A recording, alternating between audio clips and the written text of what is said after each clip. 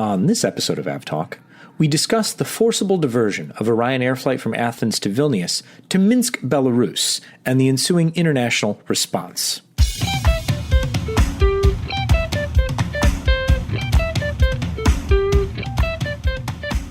Hello and welcome to episode 113 of AvTalk. I am Ian Petchnick, here as always with Jason Rabinowitz. Hello, Ian, and we have a special guest today, live on location from beautiful and very hot Tampa. It's Seth Miller. Say hello, Seth. Hello, Seth. Clever. Welcome, Seth Miller. Seth is an aerospace journalist extraordinaire and writes now for his very own PaxEx.aero.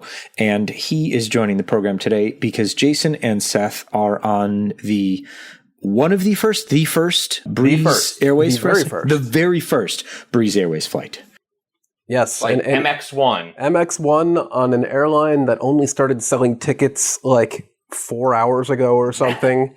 Yeah, selling tickets a week before you launch service is probably not a great recipe for strong revenue in that first week of operations, especially when it's, a holiday weekend that people had already had plans for. I'm sure a lot of people already have flights booked. They already have plans. It's also still in the middle of a pandemic where some people don't want to fly. But it's a recipe for an interesting launch of flights. The first flight we're taking launches tomorrow morning, Tampa to Charleston. And then we are connecting on a route I'll probably never fly again in my life, Charleston to Bradley, Connecticut. Springfield, Massachusetts, Hartford, Connecticut. Bradley's the name of the airport. Right. You want to get the whole catch basin of area there. But that flight does not appear to be very full. I don't imagine there are many Charleston to Bradley passengers who need a last-minute $49 ticket, but we'll be two of them, and it'll be fun. Is anyone else concerned that their IATA code is the abbreviation for maintenance? That's sort of the joke I was going to make. It's sorry, also Mexicana. Nah, it's okay. It's also, and it's the history is Mexicana had it before, which had that ended well, pretty awful end plenty of years ago now. But is it actually official yet? Because I haven't seen MX in IATA's database. I haven't seen it either. Nor have I seen them publish an actual schedule anywhere. OAG doesn't have anything, and that's usually where you find that. Are you sure you're on a plane tomorrow? I mean, I've seen the planes out the window from the hotel, so I know the planes exist. They exist, but are you sure that there's an actual flight? He has a reservation but can't check in, so, it's debatable. Yeah. Okay. If all does not go to plan, I will book a JetBlue flight home on another David Neeleman airline, and it will all be fine. So that's a perfect segue. Speaking of things not going to plan. What a segue. I know. So really we have a couple of things we'll talk about at the very end of the show that if you're interested in aviation, you should be aware of. But really the only thing that we have to really dig into this week is whatever you want to call what happened over the weekend in Belarus. Nothing good. A very, very short summary, and then we'll kind of unpack various parts of this. A Ryanair flight from Athens to Vilnius was flying over Belarus and was forcibly diverted by the Belarusian government to land in Minsk, whereupon a activist, journalist, person not in good graces with the Belarus government was forcibly removed from the flight along with his girlfriend. And it seems that a few other Russian nationals disembarked at the same time of their own volition, it seems. The aircraft was on the ground for about 7 hours and then eventually continued on to Vilnius. And holy wow, is this terrible. Yeah, it sets an extremely dangerous precedent that really I can't think of any time this has happened before, seeing as I just set a new precedent that if a country anywhere in the world knows that a dissident or someone disagreeing with them is merely flying through their airspace from A to B and happens to go over C, that country can basically divert that aircraft to land at that country. And so there are unprecedented, but there may be some precedents. Okay, give us some background knowledge. There was an incident over Iran, if I remember correctly, from, I believe it was an Emirates flight that was diverted under similar circumstances. There was, now I'm forgetting the country, but it was actually a private jet where they thought Snowden was on board. So this was in Austria. Yeah, this was in Austria, not Austria in the airline. Yeah, this has happened before with private jets, but possibly not commercial airliners with hundreds of passengers on Fair point. The other one, but the ICAO rules and sort of treaties cover both of those the same way. So there are some subtle differences, but I don't want to say it's completely unheard of. The other example I'll put out there is actually a U.S.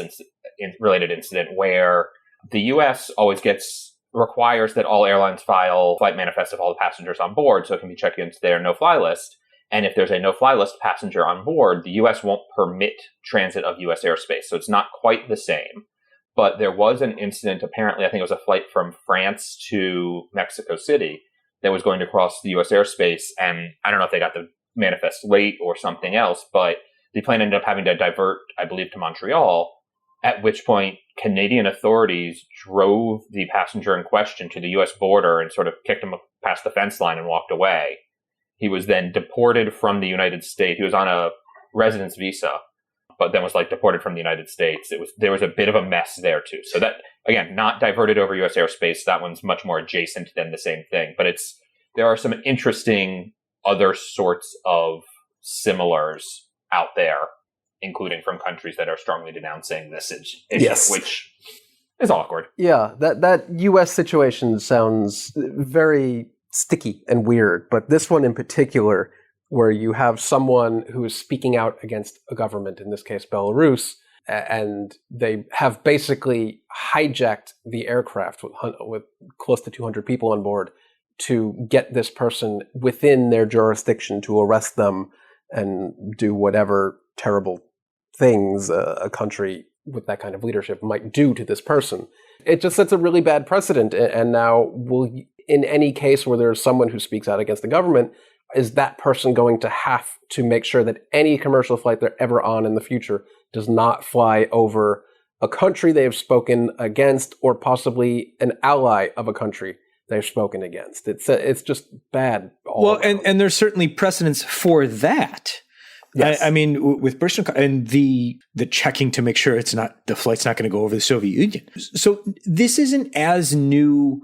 The idea of something like this happening isn't as new as kind of the initial reaction by everyone made it seem. But my kind of real issue here isn't the newness or anything like that, but the forcible diversion to the way it was carried out.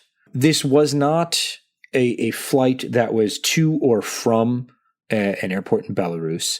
The ham-fisted bomb threat that was emailed after the fact, how that apparently all played out. Hamas?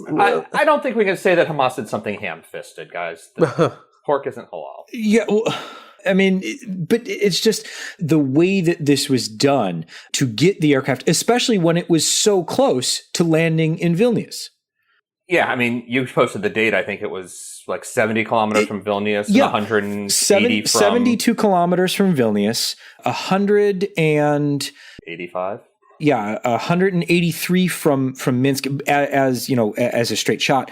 But then the flight, because it was at 39,000, they were maintaining 39,000 feet as Ryanair pilots were trying to figure out what these guys were talking about when they said they had to land in Minsk. Then they flew 300 kilometers. So 72 versus 300.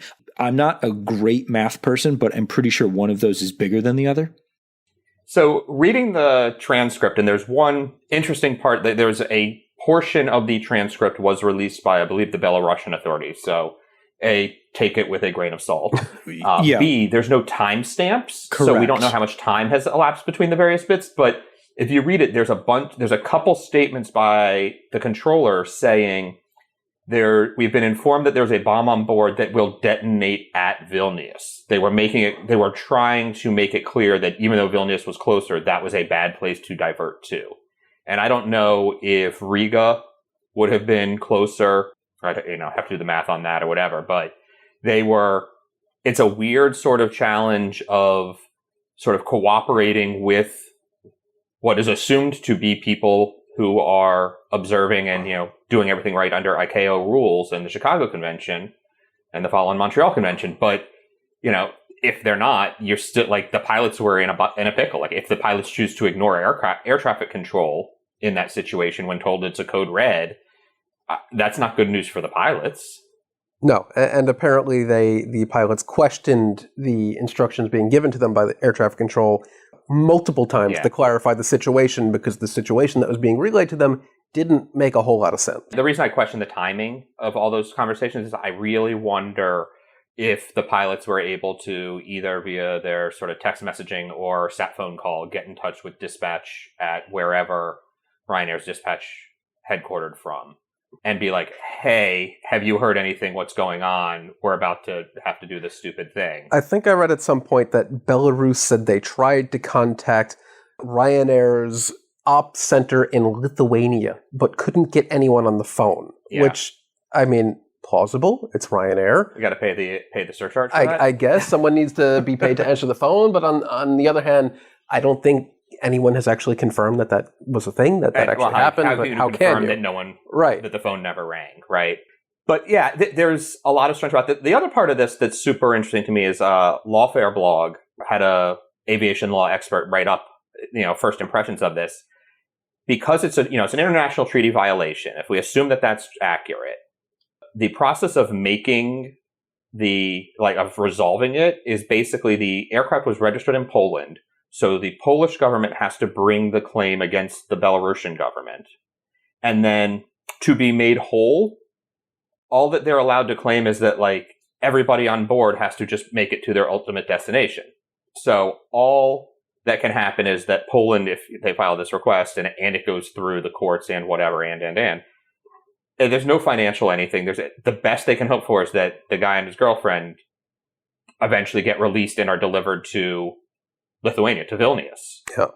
And do they have to send the 3 Russians too?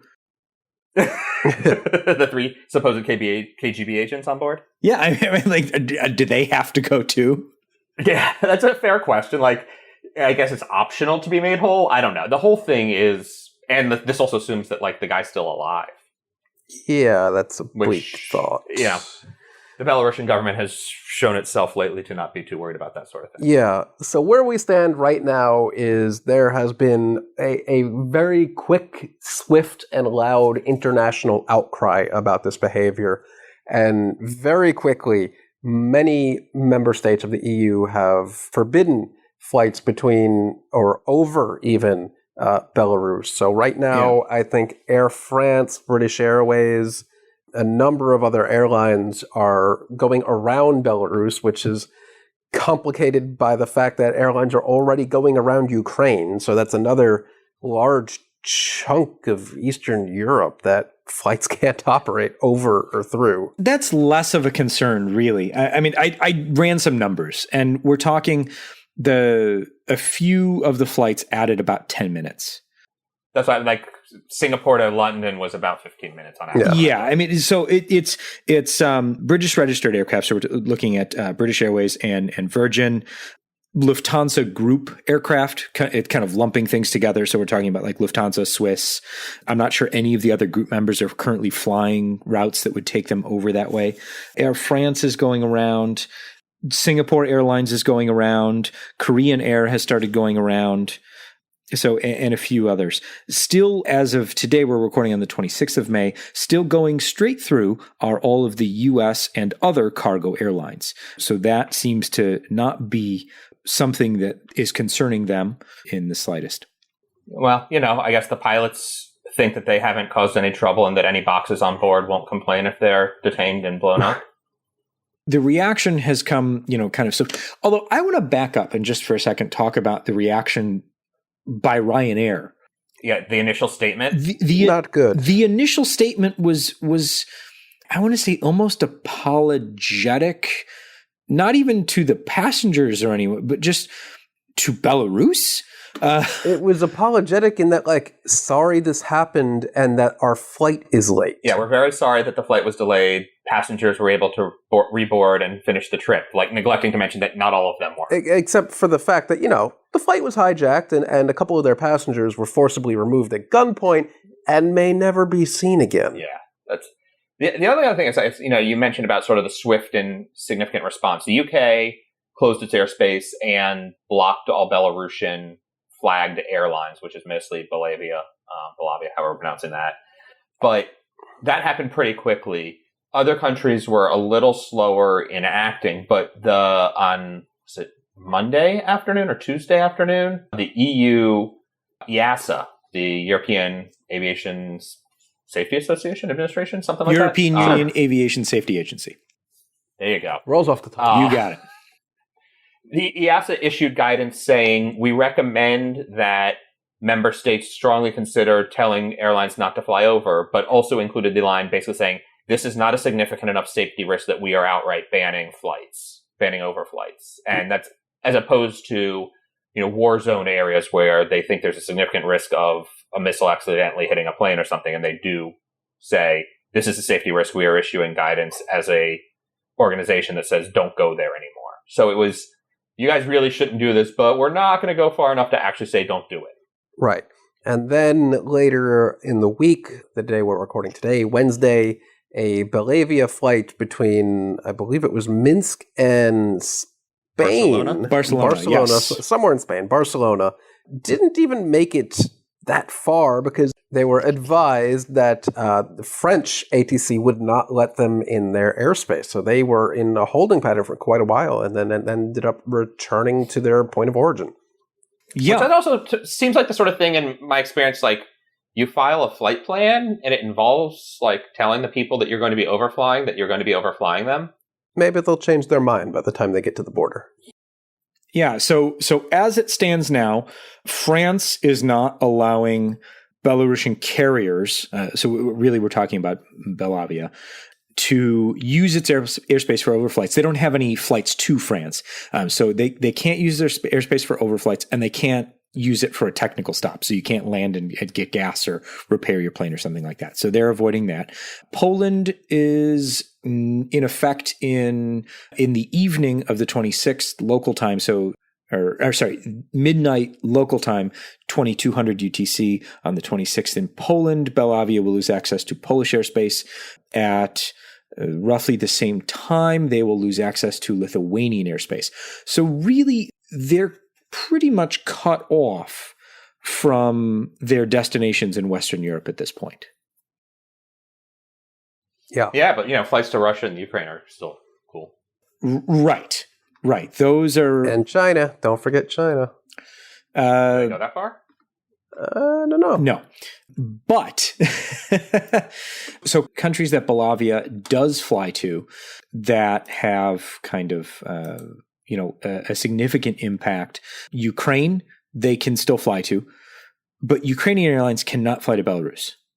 So that's an interesting dynamic. Because of EU rulings, or just no? That's a Ukraine NOTAM that says airlines from Ukraine cannot fly to Belarus. There is no corresponding NOTAM that says you can't fly otherwise. The EU blacklist wouldn't apply to Belarusian airspace, would it? No. So we've got the really big ones are Turkey, Russia, and Egypt, and Armenia. Looking at, airlines or countries with more than 5 flights within the span of a few days, as far as Belavia is concerned. So Lithuania being the big one that they'll completely lose access to, Poland as well. So there's a few other ones. Sweden has said they haven't issued a NOTAM, but the I guess Air Traffic Trade Commission passenger. I'm not exactly sure what their role in, I guess it's like the Swedish FAA, but not the transport or air navigation service provider version, but the kind of regulatory body version, has said no Belavia. So they're out. At some point, we're all expecting, and probably by the time this podcast comes out and you're all listening to it, the EU will have said something. I would hope so.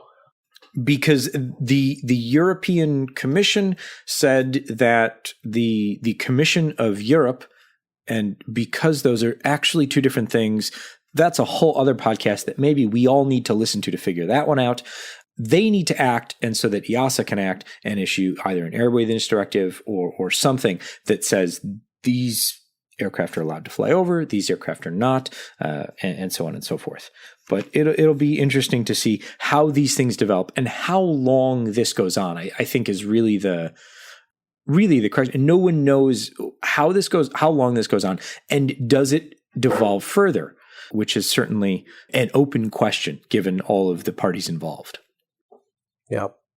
We'll see. We will see indeed. I think we can leave it there at this point, mostly because things are still happening.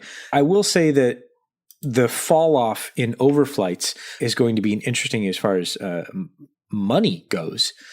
I reached out to some folks that I know kind of work with these numbers, and the figure that I was quoted was about $750 to fly a 747 over Belarus. Wow. That's more than I would have thought. Yeah, I had heard similar numbers to that. I actually went digging for some of those numbers as well and couldn't find them published anywhere. So it's like $50 just to enter the airspace, and then more if you want to land. But the sort of wait time size of max landing wait times distance flown or something like that, it factors into it. I could never find the rate for that. So. Yeah, but I had a quick chat with somebody who pays these bills. And they said it was about $750 to overfly Belarus with a 747. So obviously that's kind of the high end of the overflight charges you're going to see. But a lot of the U.S. aircraft that are overflying Belarus are 747s or heavy 777s carrying cargo. So over the previous week, it was about an average of 375 overflights. We're down to 225 yesterday as airlines are avoiding that. So, I mean, not the most important consideration, and certainly not even a really important consideration, but just one that I find interesting is kind of those unintended consequences. That's $100,000 a day of things. Yeah, roughly. I mean, it's not nothing, but certainly not $1 million here, $1 million there. Pretty soon it adds up to real money, man. Yeah. So we'll obviously keep an eye on this, and we'll talk about it next week. Jason, I guess we picked a good week to start doing a weekly show. Yeah, things happened. Things happened. Oh boy. Wait, did we cause that? No. No. Things happen after we record. I was to say, whatever happens in an hour and a half will be your fault, not the things that happened prior. Yeah, that's what we'll need to be worried about.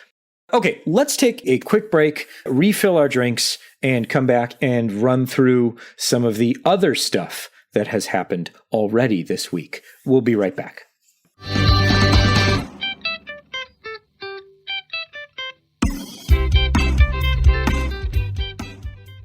Welcome back. It is now time for us to quickly run through what else has happened in the week. And Jason, you wanted me to mention what happened with Ariane. I wanted to go the punny route, but in the pre-show conversation, it sounded like you weren't. No, go. With that. I'll let you do it. You're gonna let me do it. All right. You can have it. Do it. Ariane went boom. And that only makes any sense if you know that boom is the name. Also a supersonic aircraft hopeful. So there's all sorts of stuff that pun takes some explanation. Yeah, so it wasn't a good one, is what you're saying, and I should have. Also, to be fair, the plane didn't actually blow up. They just decided that they had no more money and stopped working. Yeah. So in a previous episode, I had said we're living in the golden age of VTOL aircraft renderings. We're also living in the golden age of supersonic aircraft renderings.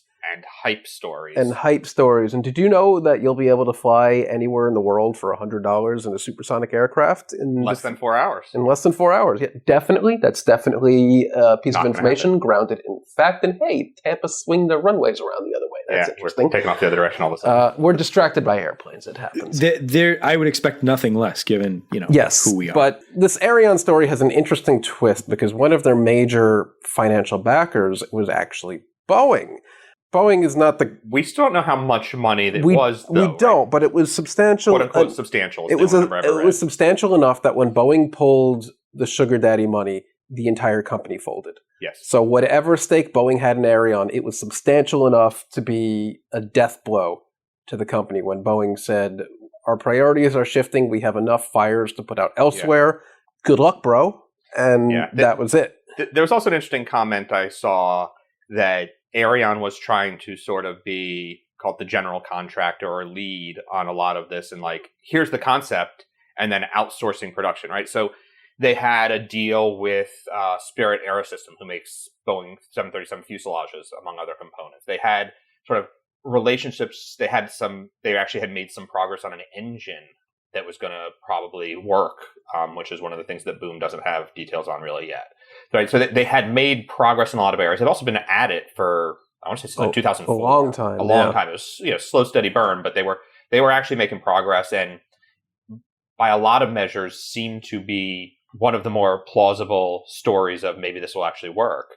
But then, it all completely crumbled, as Jason said. The money walked away, and they couldn't find anyone else to backfill that funding. Like at one point, they had, I think, a partnership with Lockheed Martin, and then that was replaced with Airbus, and then that was replaced with Boeing. So they've sort of gone, around the table, as it were, danced with all the partners, and none of them wanted to stick around. Which is interesting to me because they had partnerships or deals in place with the largest aerospace companies in the world, and even that wasn't enough to push it over the finish line. And the other part that's somewhat worrisome to me is, Jason made the joke about the 4-hour $100 ticket. That's actually from Boom Supersonic CEO. He did that in an interview, I think, with CNN, and they've gotten a lot of airtime. And he's acknowledged that it's not this generation of planes. It'll be 2 or 3 generations later of supersonic, which is all sorts of wishful thinking.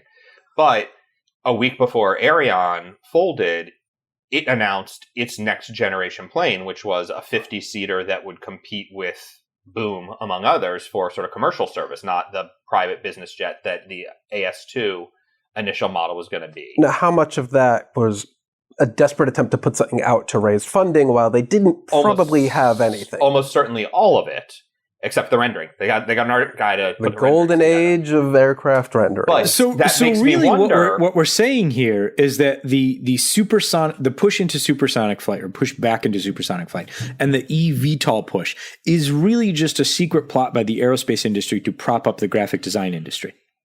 I would say the supersonic industry more so than the eVTOL, which seems way more plausible at this point. Just to finish that last thought, though, what worries me about the Boom interview and talking about with Blake out there talking about this 4-hour $100 thing is it's so fantastical that I wonder if this is not also a play to suddenly find more cash, because they've raised, I want to say, between $250 and $300 million so far, which is a lot of money. But they've also built a model plane. They've built the XB1, the scale model, model, and they've had a rollout that wasn't really a rollout, but they're getting ready towards wanting to fly it. Building an airplane like that takes a lot of money, and there's also the other engineering going into Overture, which is the other plane for real, and like all those things. I have to wonder if, just based on sort of such similar behaviors and storylines, if it makes me wonder. I don't know. I don't want to badmouth Boom or anything, but I wonder what their financial situation really looks like just based on that. Yeah, I don't want it to sound like we're rooting against them, because of course I want supersonic travel back into the mainstream, even if I don't think it's going to become a reality. I want it to happen, because who wouldn't want to do that? Yeah. I want to have my chance to do a supersonic flight once. I don't think it is something, A, that is financially affordable long term, or B, that is environmentally affordable either. So I'm of mixed opinions, right? It's roughly 4 to 6 times the amount of fuel per seat mile to go supersonic versus regular. So even if it's all sustainable fuels or whatever, it's still a terribly inefficient way to do it. And I know you can take the argument that time is worth more, but not really. Not to me. Not that much. So anyway. Let's talk. Went boom. Let's talk about a good time gone bad then. Jason, tell me about the SpiceJet wedding. Oh, okay. Yeah, so usually when we do this, I have a list in front of me and I know where you're going. This time, we're in a hotel room. You're too distracted by planes. I'm distracted by this beautiful MD-11 out here. I didn't know where you were going. But yeah, India is going through a really, really horrendous situation with COVID-19. It is spreading like it has spread nowhere before right now. It's hundreds of thousands of infections daily. So obviously they have clamped down quite tightly on restrictions and what you can do and where you can go, and most importantly, how many people can attend any one event. One couple in India getting married had a rather clever, but still just not cool way of getting around that, which is basically, Ian, did you know there are no laws in the air? So you could just take 161 wedding guests, put them on a SpiceJet air flight, and have your wedding in the air where the authorities can't get you. And I have been told that the flight path included traveling above the temple at the appropriate time to make sure that the wedding was properly blessed. Well, that's something. We'll have to have Ian pull that data to make sure that's true. We're going to need a flight path and overlay of all the temples. Yeah. Have fun with that one. But that's just, I mean, hats off to the ingenuity of doing that, but not cool that SpiceJet would be and now a it's party also to a that. real question of like who's going to get in trouble. And I think thus far, the only people that are in trouble so far are the crew somehow, because somebody's got to get in trouble with the airline for pulling this off. Someone more senior than that really has to get in trouble. Like what are you going to tell? Like the crew got up there and was like, "Wait, what? There's a wedding going on?" I don't know, but maybe they knew that in advance. Maybe they didn't. Like it was a flight from a flight to nowhere, so it wasn't like actually going somewhere. So it made sense. Someone would have been asking questions like, "Why are we taking 160 people up just for sightseeing?" But even on top of that, like someone in management had to know this was happening. Someone at the sales office who signed the paperwork had to know this was happening. Like, there's a lot of other people that really should get in trouble, not just the crew, and maybe not even the crew, but definitely other people need to have. Yeah, somebody took the money to pay for what happened.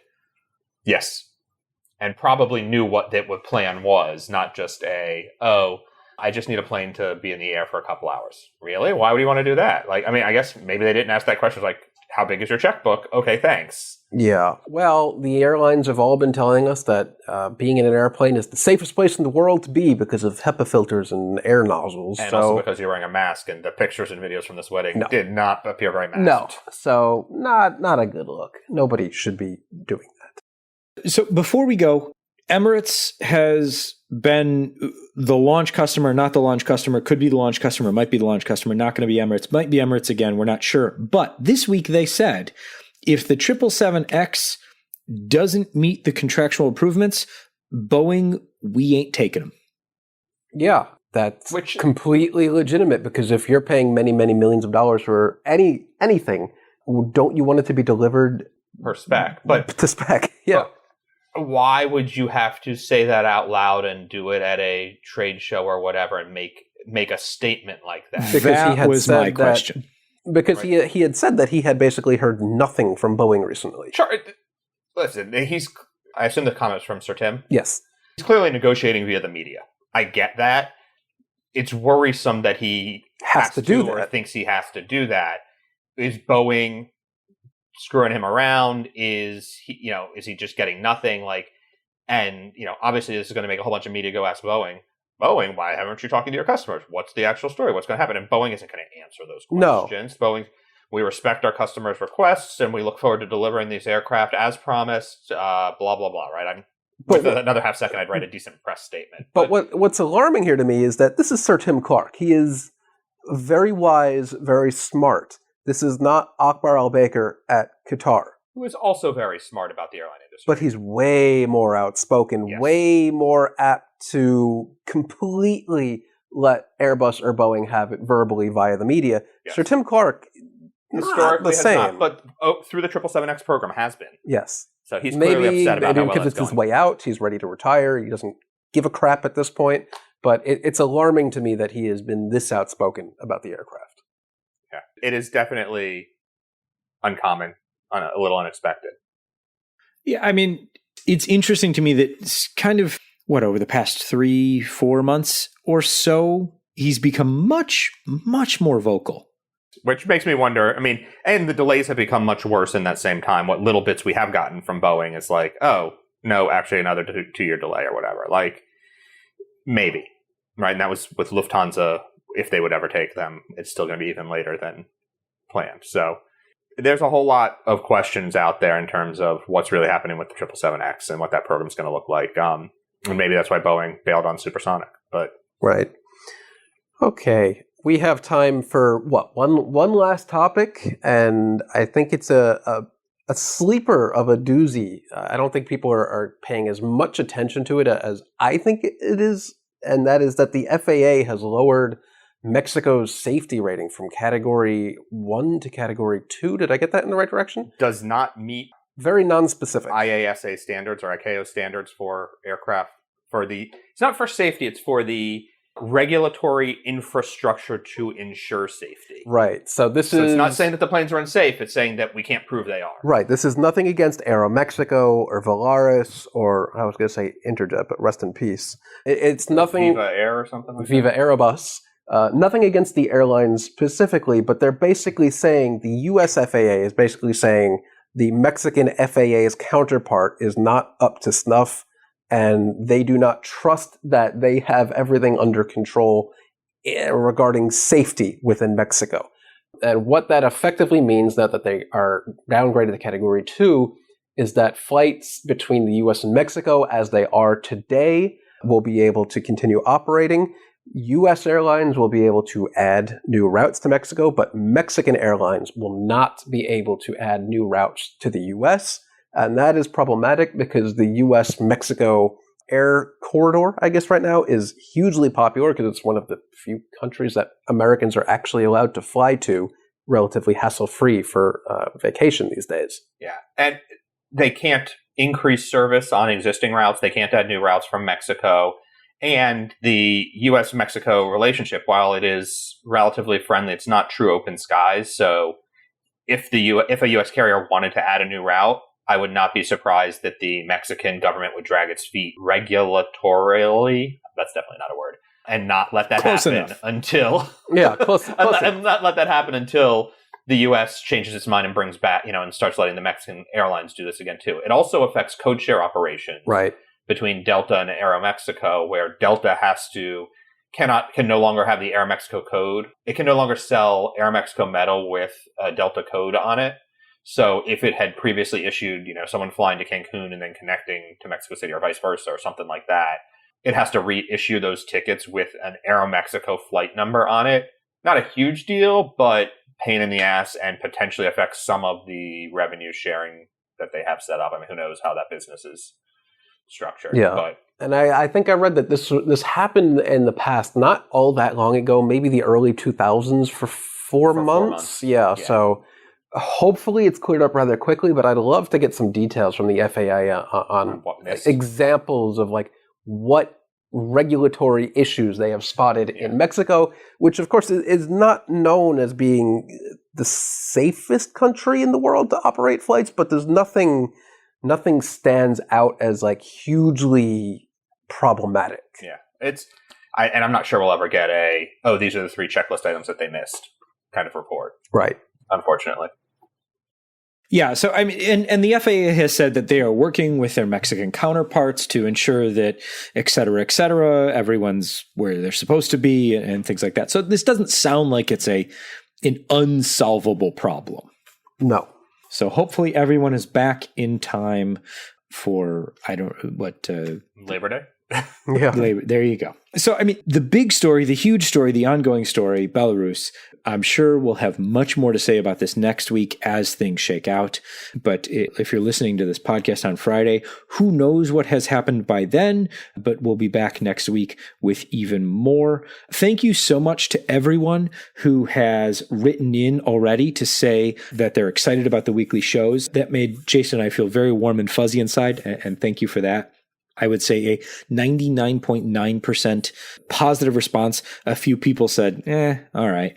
But that's okay. If it's negative, you could just skip every other episode. There you go. Problem solved. But yes, thank you so much to everyone who's written in. We also got a lot of good feedback about some of the other things that we talked about in previous episodes. We'll talk about those next week and kind of go through listener feedback in more detail, because there was a lot of good stuff, especially about the dual frequency runways that we talked about in relation to the Centennial Airport accident. So we'll bring that back next week. Don't think we've forgotten about that. But until next week, I am Ian Petchnick, here as always with Jason Rabinowitz, and here sometimes on occasion with Seth Miller. Yes. Seth, thank you so much for joining us. Everyone listening to the podcast, if you haven't already, leave us a rating, a review, tell your friends about it. We would love to expand the listenership, especially now that we are a weekly podcast. Thanks everyone so much for listening, and we will see you next week.